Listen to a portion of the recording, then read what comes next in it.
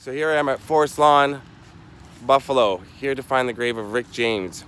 I brought my friend Sophia with me. Hey guys. And we're here to see Rick James and hopefully another grave if we make it, but the guy just let us in because it's closed. Yep. So we had to get in quickly. But where is Rick James' grave? I will get right back to you as soon as we find it. It's here somewhere. So we found it. It's right ahead. Rick James, famous guitarist. Yep. I'm gonna do a voiceover for this. You know what? I'm just gonna film and talk about him afterwards because there's a lot to say about Rick James. Famous musician, Super Freak is his biggest song. Sampled by who? MC Hammer, the bass line. Shit. You can't touch this. Rick James, right here.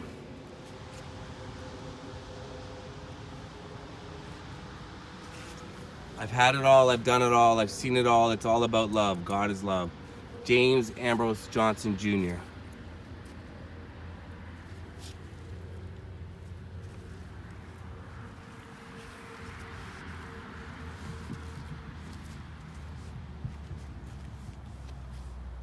As you can see, people come out and leave a lot of stuff for Rick James.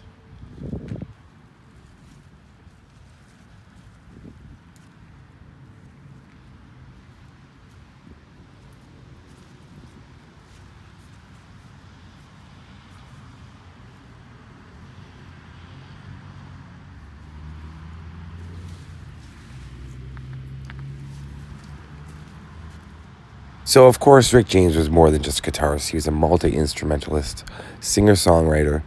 Did you know that he lived in Toronto, my hometown, where he formed a band? And in that band, at one point, was Neil Young. Neil Young and Rick James together in the same band. Crazy, huh? That band was called the Minor Birds. Check out a song of theirs called It's My Time. That's a great song. So here on my channel, I've made a video about Corey Haim's grave before. Did you know that Corey Haim and Rick James died in the same apartment complex in Los Angeles? The Oakwood Apartments in Burbank. Isn't that bizarre? 6 years apart. Look at the back of that album cover. That's awesome. Rick James right here. So now we're going to go quickly find another rock musician that's buried here that not a lot of people know about. That she is buried here in the same cemetery. Get right back to you.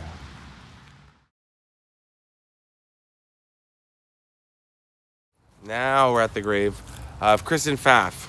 Who is Kristen Pfaff? I forget. She was the bassist, I believe the bassist from Hole.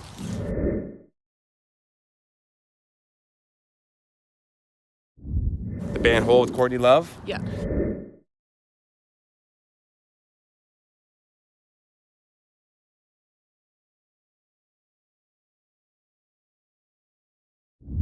Heroin overdose. That's sad.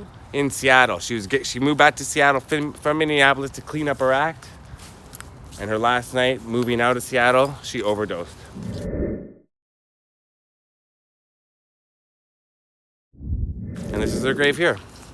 Kristen Pfaff from Hole. Yeah, it's a monument. This is the monument, and then this is her. Yeah.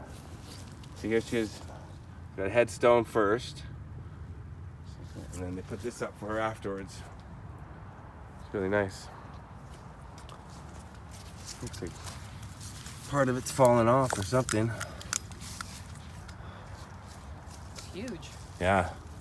It's a big monument to her. You don't see a lot of monuments like this. It's kind of just like, it's just stone. It's not really carved or anything. Interesting piece. Is the circle for Hole? I don't know. She was in another band called Janitor Joe. That was her big band in Minneapolis. And then her father, here, let me see. She had a chance to join Hole, and she said, no, I want to stick with the band Janitor Joe. And her father said, Hole is big in Europe, and they got a contract with Geffen Records. You go sign with Hole if they want you. And she made the right choice. But then she got mixed up heavily in the drug scene, sadly, in Seattle. And Courtney Love warned her about that. And so did Eric from the band Hole. Said, do not get mixed up with the wrong crowd in Seattle because it'll be your downfall. And sadly, she did. It was. And she was in a Great Depression after Kurt died. Yeah, here it is.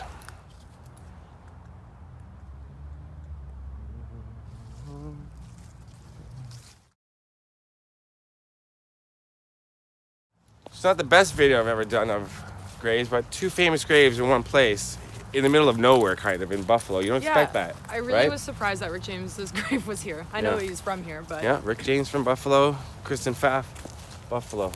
And not too far from each other in the cemetery. No, really. But this is another forest lawn. This is my, I guess, third forest lawn.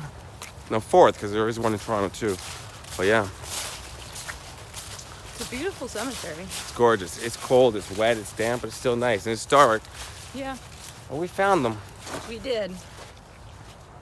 All right. Rick James, Kristen Pfaff, peace. Peace out to you.